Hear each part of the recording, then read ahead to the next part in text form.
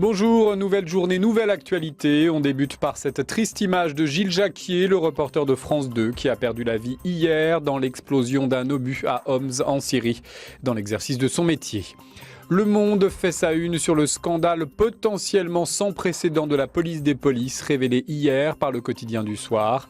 Une affaire labyrinthique où l'inspection générale des services aurait sciemment truqué une enquête judiciaire pour nuire à des fonctionnaires jugés trop proches du Parti socialiste. Le journal évoque une incroyable série d'anomalies, d'autant plus choquantes qu'elles émanent du service censé contrôler la légalité des actes des policiers. Le Figaro aussi est sous le choc ce matin, mais en raison d'une énième étude sur la durée du travail en France. L'Institut Corex Code, proche du patronat, précisons-le, conclut qu'à l'exception des Finlandais, apparemment très paresseux, les Français sont les Européens qui travaillent le moins. Mais les quotidiens économiques, eux, se montrent plus mesurés.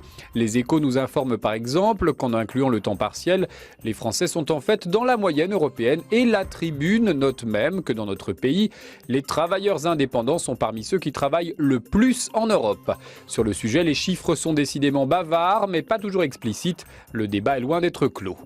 À la une du Parisien aujourd'hui en France, on nous apprend pourquoi Nicolas Sarkozy fait durer le suspense sur sa candidature. Au-delà du calcul politique, ce suspense semble toutefois un rien éventé. Si l'on en juge par les Français interrogés par le journal, aucun ne semble douter de l'intention du président d'être candidat à sa réélection.